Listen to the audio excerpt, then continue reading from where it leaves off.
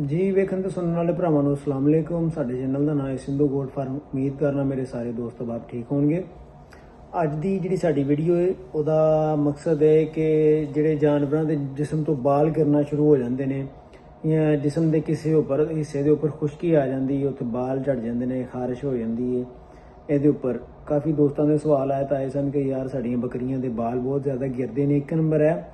ਦੂਸਰਾ, ਜਿਸ ਤਰ੍ਹਾਂ ਇੱਕ ਜਿਸਮ ਦੇ ਉੱਪਰ ਗੋਲ ਦਾਇਰਾ ਬਣ ਜਾਂਦਾ, ਉੱਥੇ ਖੁਸ਼ਕੀ ਆ ਜਾਂਦੀ ਹੈ, ਖਾਰਿਸ਼ ਪੈ ਜਾਂਦੀ ਹੈ ਜਾਨਵਰ ਨੂੰ, ਜਾਂ ਇਸ ਤਰ੍ਹਾਂ ਦਾ ਕੋਈ ਪ੍ਰੋਬਲਮ ਬਣ ਜਾਂਦਾ ਤੇ ਉਹਦਾ ਕੋਈ ਬਿਹਤਰੀਨ ਹੱਲ ਜਿਹੜਾ ਨਾ ਦੱਸ ਦਿਓ। ਤੇ ਇਨਸ਼ਾਅੱਲਾ ਤਾਲਾ ਇਹਦੇ ਵਿੱਚ ਵਜੂਹਾਤ ਵੀ ਤੁਹਾਨੂੰ ਦੱਸਨੇ ਆ ਤੇ ਮੁਕੰਮਲ ਇਲਾਜ ਦੱਸਾਂਗੇ, ਟੋਟਲ ਇਲਾਜ ਉਹ ਦੱਸਾਂਗੇ ਜਿਹੜਾ ਤੁਸੀਂ ਘਰ ਕਰ ਸਕਦੇ ਹੋ ਤੇ ਉਹਦੇ ਨਾਲ ਇਨਸ਼ਾਅੱਲਾ ਤਾਲਾ ਫਾਇਦਾ ਵੀ ਹੋਏਗਾ। ਸਭ ਤੋਂ ਪਹਿਲੀ ਮੇਨ ਵਜੂਹਾਤ ਇਹਦੇ ਵਿੱਚ ਜਿਹੜੀ ਮੇਨ ਵਜ੍ਹਾ ਹੈ ਨਾ, ਉਹ ਹੈ ਇਹ ਕਿ ਮਤਵਾਜ਼ਨ ਖੁਰਾਕ, ਜਾਨਵਰਾਂ ਨੂੰ ਖੁਰਾਕ ਅੱਛੀ ਨਾ ਦੇਣਾ। अगर तुसी सुक्का इस्तेमाल करवा रहे हो तो बिल्कुल ही सुक्का इस्तेमाल करवाई जाना, विच कोई तेल वगैरह ये वो इस्तेमाल ना करवाना। अगर हरा है तो सिर्फ हरा ही चल रहा है। जिहड़ी भी खुराक दे रहे हो, चाहे तुसी सुक्का जानवर नूं दे रहे हो या हरा दे रहे हो, ड्राई मैटर दे रहे हो या ग्रीन दे रहे हो, ਉਹਦੇ ਵਿੱਚ ਇੱਕ ਬੈਲੈਂਸ ਨੂੰ ਬਰਕਰਾਰ ਰੱਖਣਾ ਬੜਾ ਜ਼ਰੂਰੀ ਹੁੰਦਾ। ਡਰਾਈ ਮੈਟਰ ਦੇਣਾ ਬੜਾ ਕੰਮ ਨਹੀਂ ਹੁੰਦਾ ਹੈ। ਡਰਾਈ ਮੈਟਰ ਦੇ ਨਾਲ ਤੇਲ ਇਹ ਉਹ ਚੀਜ਼ਾਂ ਪੂਰੀਆਂ ਕਰੋਗੇ ਤੇ ਡਰਾਈ ਮੈਟਰ ਨੇ ਵੀ ਫਾਇਦਾ ਦੇਣਾ। अगर बिल्कुल ड्राई मैटर दी जाओगे तो ਉਹਦੇ ਨਾਲ ਵੀ ਤੁਹਾਨੂੰ ਨੁਕਸਾਨ ਹੋਏਗਾ ਤੇ ਸੁੱਕੇ ਹਰੇ ਨਾਲੋਂ ਜ਼ਿਆਦਾ ਨੁਕਸਾਨ ਹੋਏਗਾ। ਹੁਣ ਆ ਜਾਂਦੇ ਆ ਦੂਸਰੇ ਨੰਬਰ ਤੇ ਆ ਜਾਂਦਾ ਇਹ ਪੇਟ 'ਚ ਜਾਨਵਰ ਦੇ ਕੀੜੇ, ਕਿ ਜਾਨਵਰ ਦੇ ਪੇਟ 'ਚ ਕੀੜੇ ਨੇ, ਉਹ ਸਾਡੇ ਸਾਹਮਣੇ ਵੱਖੀਆਂ ਭਰ ਕੇ ਖਾ ਵੀ ਲੈਂਦਾ, ਸਾਰਾ ਕੁਝ ਕਰ ਲੈਂਦਾ, ਲੇਕਿਨ ਉਹਦੇ ਉੱਤੇ ਮਾਸ ਨਹੀਂ ਆਉਂਦਾ ਪਿਆ ਹੈ। ਉਹ ਕੀੜੇ ਨਿਕਲਣੇ ਨੇ ਤੇ ਉਹਨੇ ਹੋਸ਼ ਬਣਨੀ ਹੈ, ਉਸ ਤੋਂ ਇਲਾਵਾ ਉਹਨੇ ਹੋਸ਼ ਨਹੀਂ ਬਣਨੀ ਹੈ। ਉਸ ਤੋਂ ਬਾਅਦ ਆ ਜਾਂਦੇ ਜੀ, ਇਹ ਤਾਂ ਹੁਣ ਇਲਾਜ। ਇਹਦਾ ਇਲਾਜ ਇਹ ਹੈ ਕਿ ਤੁਸੀਂ 50 ਤੋਂ 70 ਗ੍ਰਾਮ ਗੁੜ ਲੈ ਲੈਣਾ, ਠੀਕ ਹੋ ਗਿਆ। ਉਹਦੇ ਵਿੱਚ 50 ਗ੍ਰਾਮ ਸਫੇਦ ਤਿਲ ਪਾ ਲੈਣੇ ਨੇ। ਉਸ ਤੋਂ ਬਾਅਦ ਉਹਦੇ ਵਿੱਚ 10 ਤੋਂ 15 ਗ੍ਰਾਮ ਨਮਕ ਪਾ ਲੈਣਾ। ਫਿਰ ਤੁਸੀਂ ਵਿੱਚ ਇੱਕ ਨਿੰਬੂ ਜਿਹੜਾ ਨਾ ਉਹਨੂੰ ਕੱਟ ਕੇ ਪਾ ਲਓ ਜਾਂ ਉਹਦਾ ਰਸ ਬਣਾ ਲਓ, ਜਾਂ ਕੱਟ ਕੇ ਪਾ ਲਓਗੇ ਤਾਂ ਬਿਹਤਰ ਹੈ। ਉਹ ਇਹਨਾਂ ਸਾਰੀਆਂ ਚੀਜ਼ਾਂ ਨੂੰ ਗੁੜ ਦੇ ਵਿੱਚ ਮਿਕਸ ਕਰਕੇ ਇੱਕ ਪਿੰਨੀ ਜੀ ਬਣਾ ਲਓ, ਠੀਕ ਹੋ ਗਿਆ।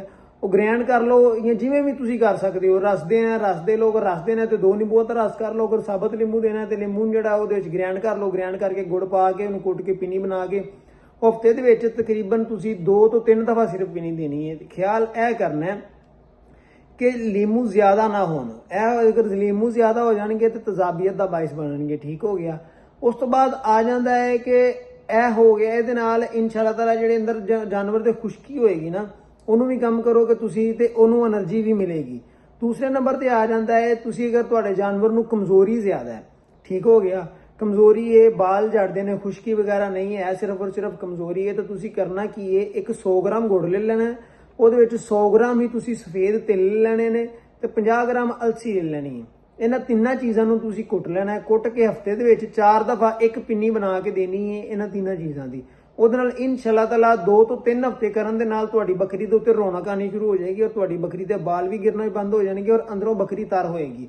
ਵੇਖੋ, ਜਦੋਂ ਤੱਕ ਬੱਕਰੀ ਅੰਦਰੋਂ ਰਾਜ਼ੀ ਨਹੀਂ ਨਾ ਹੋਣੀ ਹੈ, ਉਨੀ ਦੇਰ ਤੱਕ ਨਾ ਹੀ ਉਹਨੇ ਸਿਹਤ ਫੜਨੀ ਹੈ, ਨਾ ਹੀ ਉਹਨੇ ਸਿਹਤਮੰਦ ਹੋਣਾ ਹੈ ਤੇ ਨਾ ਹੀ ਤੁਹਾਨੂੰ ਫਾਇਦਾ ਉਹਨੇ ਦੇਣਾ ਹੈ। ਕਿਉਂਕਿ ਬੱਕਰੀ ਜਦੋਂ ਤੱਕ ਸਿਹਤਮੰਦ ਨਹੀਂ ਹੋਏਗੀ, ਟਾਈਮ ਤੇ ਕਰਾਸ ਨਹੀਂ ਹੋਏਗੀ, ਦੁੱਧ ਦੀ ਅੱਛੀ ਪ੍ਰੋਡਕਸ਼ਨ ਨਹੀਂ ਦੇਗੀ, ਦੁੱਧ ਨਹੀਂ ਮਤਲਬ ਕਿ ਗੋਸ਼ਤ ਨਹੀਂ, ਅਗਰ ਬੱਕਰੀ ਜਾਂ ਬੱਕਰਾ ਲਾ ਲਓ, ਗੋਸ਼ਤ ਨਹੀਂ ਉਹਨਾਂ ਤੋਂ ਉੱਪਰ ਆਏਗਾ ਤੇ ਰੱਖਣ ਦਾ ਫਾਇਦਾ ਨਹੀਂ ਹੈ। ਬੱਕਰੀ ਅੰਦਰੋਂ ਠੀਕ ਹੋਏਗੀ ਤੇ ਤੁਹਾਨੂੰ ਪ੍ਰੋਡਕਸ਼ਨ ਵੀ ਅੱਛੀ ਮਿਲੇਗੀ। ਉਸ ਤੋਂ ਬਾਅਦ ਇਹ ਆ ਜਾਂਦਾ ਹੈ ਉਹ ਇਲਾਜ ਜਿਹੜਾ ਤੁਸੀਂ ਬੱਕਰੀ ਨੂੰ ਅੰਦਰੋਂ ਕਰਨਾ ਹੈ। ਹੁਣ ਜਿਹੜੀਆਂ ਬੱਕਰੀਆਂ ਦੇ ਉੱਪਰ ਗੋਲ ਕਿਸਮ ਦੇ ਦਾਇਰੇ ਬਣ ਜਾਂਦੇ ਨੇ, ਜਿਹੜੇ ਮਤਲਬ ਕਿ ਗੋਲ ਦਾਇਰਾ ਬਣ ਗਿਆ ਜਾਂ ਕੋਈ ਜਿਸਮ ਦਾ ਐਸਾ ਹਿੱਸਾ ਹੈ ਜਿਹਦੇ ਉੱਪਰੋਂ ਮਤਲਬ ਕਿ ਬਾਲ ਉਤਰੇ ਨੇ, ਖੁਸ਼ਕੀ ਆ ਗਈ, ਗੋਲ ਹਿੱਸਾ ਥੋੜਾ ਜਿਹਾ, ਸਾਰੀ ਬੱਕਰੀ ਅਗਰ ਇਸ ਤਰ੍ਹਾਂ ਦੀ ਤੇ ਫਿਰ ਉਹਦੇ ਤੇ ਤੁਸੀਂ ਨਹੀਂ ਟੋਟਕਾ ਲਾ ਸਕਦੇ ਨਾ। ਫਰਜ਼ ਕਰੋ ਅਗਰ ਇੰਨੀ ਕੁ ਜਗ੍ਹਾ ਤੇ ਬਣਿਆ ਜਾਂ ਇੰਨੀ ਕੁ ਜਗ੍ਹਾ ਤੇ ਬਣਿਆ, ਉਹ ਤੁਸੀਂ ਇਸ ਤਰ੍ਹਾਂ ਕਰ ਲੈਣਾ, 250 ml 300 ml ਸਰਸੋਂ ਦਾ ਤੇਲ ਲੈ ਲੈਣਾ। ਉਹਦੇ ਵਿੱਚ ਨੀਮ ਦੇ ਪੱਤੇ ਜਿਹੜੇ ਹੁੰਦੇ ਨੇ ਉਹ ਲੈ ਲੈਣੀਆਂ ਨੇ। ਤੂੰ 2 ਟਾਹਣੀਆਂ ਲੈ ਲਓ ਜਾਂ 4 ਟਾਹਣੀਆਂ ਲੈ ਲਓ, ਉਹਨਾਂ ਦੇ ਥੋੜਾ ਜਿਹਾ ਪਕਾ ਲਓ। ਉਹਨੂੰ ਪਕਾਉਣ ਤੋਂ ਬਾਅਦ ਤੁਸੀਂ ਉਹਨੂੰ ਠੰਡਾ ਕਰਕੇ ਜਿੱਥੇ ਜਿੱਥੇ ਬੱਕਰੀ ਦੇ ਉਹ ਗੋਲ ਦਾਇਰੇ ਬਣੇ ਨੇ ਉੱਥੇ ਦਿਨ ਦੇ ਵਿੱਚ ਇੱਕ ਦਫਾ ਜ਼ਰੂਰ ਉਹਨੂੰ ਲਗਾਓ, ਤਾਂ ਕਿ ਉਹ ਬੱਕਰੀ ਬਾਹਰ ਜਿਹੜੀ ਹੈ ਉਹਦੇ ਅਗਰ ਬੱਕਰੀ ਨੂੰ ਅਗਰ ਉਹ ਖਾਰਿਸ਼ ਵੀ ਹੋਏਗੀ ਤਾਂ ਉਹ ਵੀ ਇਨਸ਼ਾਅੱਲਾ ਤਾਲਾ 2 ਤੋਂ 3 ਦਫਾ ਯੂਜ਼ ਕਰਨ ਦੇ ਨਾਲ ਉਹ ਬੱਕਰੀ ਦੀ ਖਾਰਿਸ਼ ਵੀ ਚਲੀ ਜਾਏਗੀ। ਅਗਰ ਖੁਸ਼ਕੀ ਹੋਏਗੀ ਤੇ ਖੁਸ਼ਕੀ ਵੀ 2 ਤੋਂ 3 ਦਫਾ ਯੂਜ਼ ਕਰਨ ਦੇ ਨਾਲ ਚਲੀ ਜਾਏਗੀ, ਠੀਕ ਹੋ ਗਿਆ। ਉਸ ਤੋਂ ਬਾਅਦ ਆ ਜਾਂਦਾ ਹੈ ਅਗਰ ਜ਼ਿਆਦਾ ਬੱਕਰੀ ਮੁਤਾਸਰ ਹੈ, ਬੱਕਰੀ ਦਾ ਮਤਲਬ ਪੂਰੇ ਜਿਸਮ ਦੇ ਉੱਪਰ ਖੁਸ਼ਕੀ ਆ ਗਈ ਹੈ, ਉਹਦਾ ਇਲਾਜ ਗਰਮੀਆਂ ਦੇ ਵਿੱਚ ਇਹ ਹੈ ਕਿ ਉਹ ਗਰਮੀਆਂ ਦੇ ਵਿੱਚ ਤੁਸੀਂ ਬੱਕਰੀ ਨੂੰ ਨਿੰਮ ਜਿਹੜਾ ਹੈ ਉਹਦੇ ਵਿੱਚ ਨਮਕ ਪਾ ਲੈਣਾ ਥੋੜੀ ਜੀ, ਉਹਦੇ ਵਿੱਚ ਥੋੜਾ ਜਿਹਾ ਪਾਣੀ ਜਿਹੜਾ ਨਾ ਉਹ ਨਿੰਮ ਦੇ ਵਿੱਚ ਨੀਮ ਗਰਮ ਕਰ ਲਓ, ਪਹਿਲੇ ਉਹਨੂੰ ਪਕਾ ਲਓ। ਨਿੰਮ ਨੂੰ ਪਾਣੀ ਦੇ ਵਿੱਚ ਉਹਦੇ ਵਿੱਚ ਥੋੜਾ ਜਿਹਾ ਨਮਕ ਵੀ ਪਾ ਲਓ, ਉਹਨੂੰ ਠੰਡਾ ਕਰਨਾ ਹੈ ਗਰਮੀਆਂ ਦੇ ਵਿੱਚ। ਜਦੋਂ ਤੁਸੀਂ ਉਹਨੂੰ ਪਕਾ ਲਓਗੇ ਨਾ ਉਹ ਠੰਡਾ ਹੋ ਜਾਏਗਾ। ਜਦੋਂ ਬੱਕਰੀ ਨੂੰ ਹਫਤੇ 'ਚ ਇੱਕ ਦਫਾ ਉਸ ਨਿੰਮ ਦੇ ਪੂਰੇ ਪਾਣੀ ਦੇ ਨਾਲ ਤੁਸੀਂ ਨਹਿਲਾ ਦਿਓ।